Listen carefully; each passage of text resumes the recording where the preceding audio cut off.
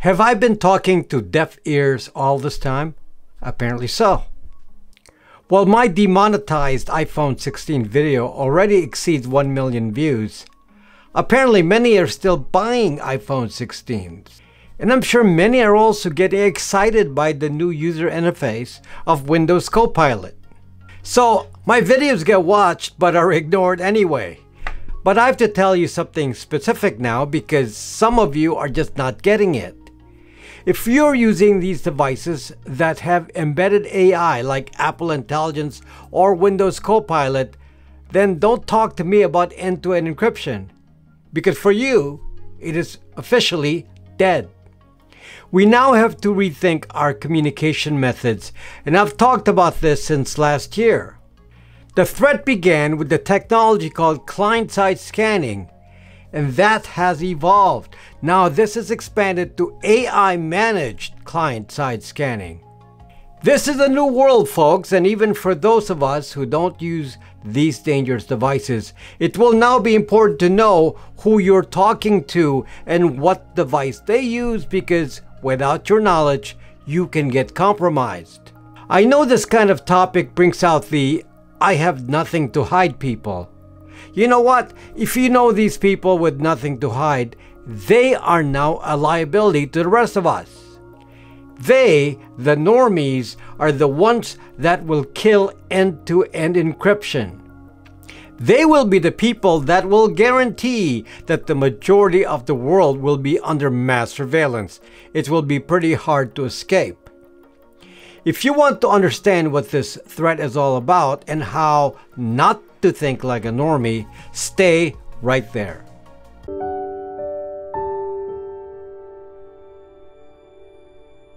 I've replayed this little clip from Microsoft over and over, and I may have to keep replaying this so you understand what is being said. We are on a mission to create a true AI companion, and to me an AI companion is one that can hear what you hear and see what you see and live life essentially alongside you. Mustafa Suleyman in this video is the CEO of Microsoft AI. Let me re-emphasize what is being said. Your AI companion will see what you see, hear what you hear, know what you know. I don't know why this is so hard to understand. So let's translate this again a different way. You will have no secrets from the AI. Zero. A friend of mine actually watched my iPhone 16 video and said, "I will not buy an iPhone 16. Then I saw him over the holidays with a brand new iPhone 16. Then he contacts me in Signal and reveals something to me that is utterly private. Something that should have only been said face to face. And this is Signal from his iPhone 16. So I had to remind him, "Did you know that you just told Apple that?" And he replies, "Yikes," and then proceeded to delete the Signal message like that's gonna do something. Using any end-to-end encrypted app is useless when the spyware is watching the zucking screen and it has a memory that's sharper than an elephant, and no, deleting doesn't do anything. See what you see. Watching a video, hear what you hear. Anything you do on the device is known. Know what you know. Recently, Zuckerberg was interviewed by Joe Rogan, and the discussion apparently went to the end-to-end encryption capability of WhatsApp. What was interesting was that Zuckerberg acknowledged that the CIA can override your end-to-end encryption and can read your content anyway. That's what he said. And of course, the security experts at X Community Notes chimed in and said that this Zuck statement is misleading because they said he meant that the ability to read your encrypted messages is from hacks to the phone like Pegasus. Apparently, the Community Notes people think they're experts, but don't understand the problem. Sure, it is possible that someone hacked with a Pegasus malware could be compromised with a Trojan horse software that can read the screen. However, this is such a rare possibility since so far only a few enemies of some state have been targeted by Pegasus malware. This kind of attack is a state-level hack that result in millions in payments to the creator of Pegasus. It is not a mass surveillance tool. The bigger risk is the more obvious one, the AI that knows you. Is this such a difficult concept? The AI companion knows your every thought and your every interaction on your device. It also understands the context of what you're doing and is scanning your activities. The AI watches your screen, so it doesn't need to intercept each app. The AI watches what you type. The AI can do voice recognition. The AI can do text recognition. The AI can utilize other sensors on the phone. How are you going to hide what you're doing? How is Signal or WhatsApp supposed to encrypt when the AI is scanning your screen before you even hit send?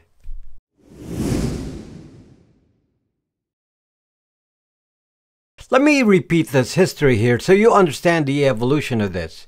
You might think this is just a random fluke of technology that brought us here today. Granted, the fast development of AI is now part of this, but let's follow the sequence. This started with the San Bernardino terrorist attack in 2015, now close to 10 years ago.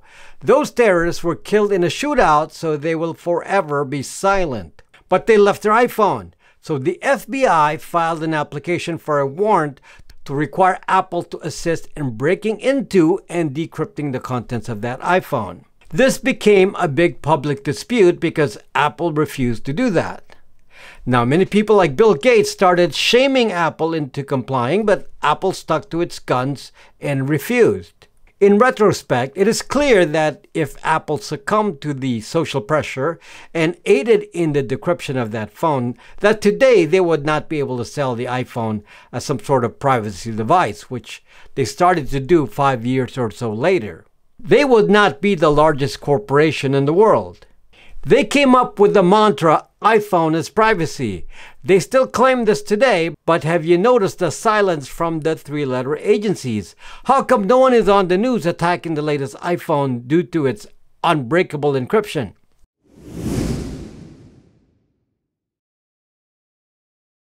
Let me tell you that CIA Director Brennan at the time was constantly on the news griping about end-to-end encryption.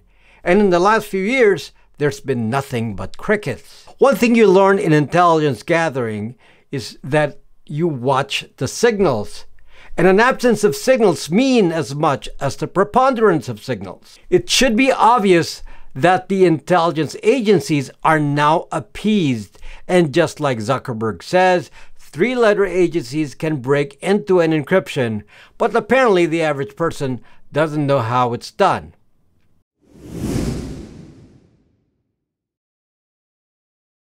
So the first progression to watch here is that immediately after the Apple FBI dispute, the three-letter agencies began to promote a solution to the public. They said the solution to breaking end-to-end encryption was to read the content pre-encryption. So in case you don't understand what this means, it translates to capturing content locally on device and reporting what's in that content before it is sent through whatever encrypted app. A few years ago, I think 3 years ago now, Apple announced the solution which we all now refer to as client-side scanning. And this is almost a direct response to what CIA Director Brennan was asking for. The original communicated solution was that your photo content would be scanned on your local device, and then based on criteria provided by Apple, it could see if there's some content there that's deemed illegal. So watch the flow here. Apple sends a list of things to scan for to every iPhone in existence, and using image AI, it would then report if the search criteria matches. If it matches, then the phone would be reported to Apple HQ, and at the time they said they would forward that information to law enforcement. The stated purpose of this technology was to scan for illegal photos of children called CSAM, but this revealed some facts that you have to know. First, Apple can give instructions to your phones to scan for any particular content. The fact that they use the CSAM example does not preclude it from scanning your photos for let's say general nudity or even political content. All it means is that a channel was built in for the phones to report to HQ. This channel supposedly is encrypted, and so we're not able to observe the traffic. Again, from history, we now know that this client-side scanning module is called Media Analysis D and is running both on macOS and iOS. So this is some sort of image processing AI, sort of a low-level AI that is not an LLM. Apple stated, by the way, that they suspended the CSAM project, but anyone with macOS can easily see that Media Analysis D continues to run and cannot be stopped. So even a few years back, it is clear that the client-side scanning was already built into iOS, though it seemed to only focus on image scanning.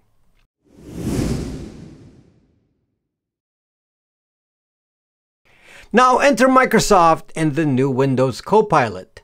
The clue to the current trend in technology became obvious when the feature called Windows Recall was introduced in Windows 11 in 2024. Windows Recall is actually a combination of several pieces of software. One is the screenshot capability.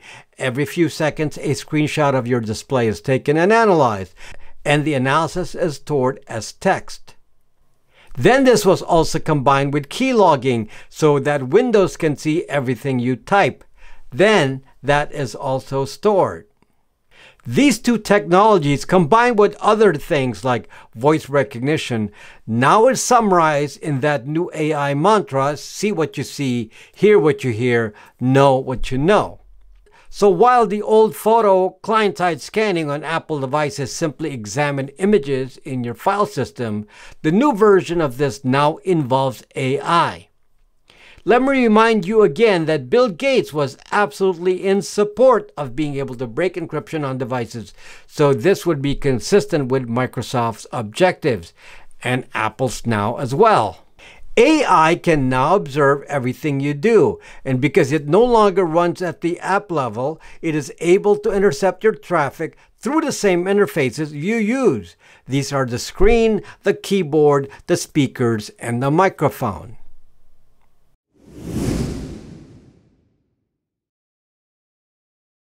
Now we have an AI fully aware of its environment. Just like Windows Copilot, Apple Intelligence was announced as being integrated into the iPhone 16. Now both these operating systems, Windows and iOS, have limitations here.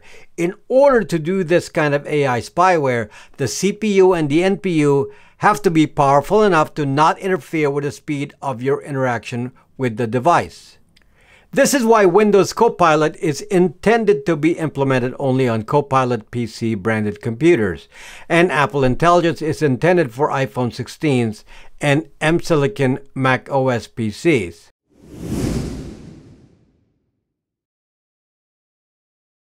Will AI talk to HQ? Understand the little clues I left for you here to figure it out. Apple already demonstrated with their own words that they could control client-side scanning remotely. Now, Apple and Microsoft made zero statements about the possibility of the AI being able to report to HQ. And let me tell you that technically speaking, this is a trivial task. The way it would work would be that HQ would send an instruction to all devices with AI searching for a particular scenario, and then the device AI that finds a match will raise its hands to HQ. I'll give you an example that China would love to ask the AI. Find people in China that have mentioned or are discussing the Tiananmen Square massacre. In China, it is illegal to discuss this as it is something they intend to erase from history. So those wanting to discuss this will not have to go to an isolated countryside with no devices because their own phones can now spy on them. Let me tell you some truths that Apple and Microsoft will say, that data from the AI will never leave your device. I think this is correct. If, for example, there are nude photos on your phone, it is expected that only the AI can see it and that I don't expect your photos to be forwarded to Apple, for example. But it should be obvious that Apple can ask which phones have nude photos, and more precisely, what other specific things are found in those photos beyond just nudity. How about describing the age and gender of the parties, their facial expressions, and sounds heard? Are there guns? Are there weapons?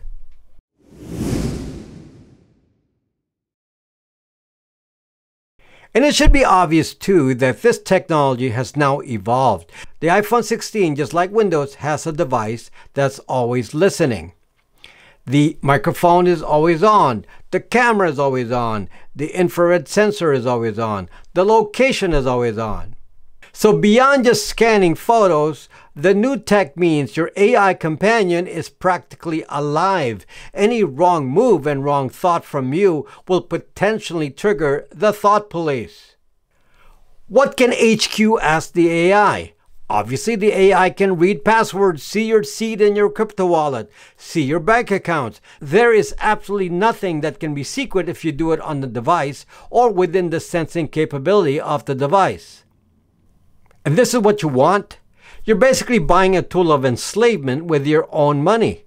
And supposedly because you can now take better pictures on your sucking iPhone. And Windows will solve your problem of forgetfulness. I said this a long time ago. The first step that gives us a clue of the danger of this AI technology is when the AI becomes your friend. And here we are.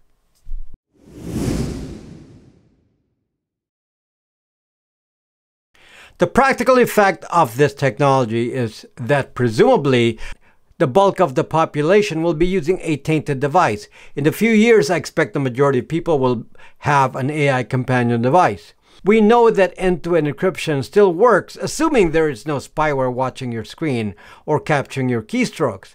But now it is not sufficient to know that your device itself is safe. Everyone participating in an encrypted conversation needs to also be on a safe device, a device with no embedded AI companion. For example, this would be a Linux PC or a de-Googled phone. You can see the problem here. The only safe apps are ones that will detect if people you are conversing with are on a safe device. And if not, then you should assume your conversation is not a secret. I will pass this tip on to makers of encrypted apps. For example, I can pass this tip on to session developers. In the meantime, tell your friends that if they want safe conversations, they cannot be on an iPhone 16, nor use Windows Copilot on a Copilot PC, nor use macOS on an M-Silicon Mac. Eventually, we likely have to add Google Gemini to this list using the Pixel 9 Pro. Temporarily, old iPhones will still be passable and old Google Androids. The Google phones and Linux will continue to be safe, but now we have to be aware of the other party we're communicating with. Folks, this channel relies on your community support. As you've seen, I don't take any sponsors, and instead of asking for donations, we have created solutions to aid in the privacy battle ourselves. One of the newest solutions is the Brax 3 phone, which is currently on the crowdfunding site Indiegogo.com. This phone is a true privacy phone, which we created with a team of contributors. Check it out. We also have other products like the Brax Virtual Phone, which is a voice-over IP service with no KYC, a rare feature nowadays. We also have Brax Mail that allows for unlimited aliases, so you can use a different email for every internet platform. We have Bytes VPN, which is our reasonably priced VPN solution. We also offer other de-Googled phones, which will provide the benefits I've discussed in this video. All these are on my platform, BraxMe.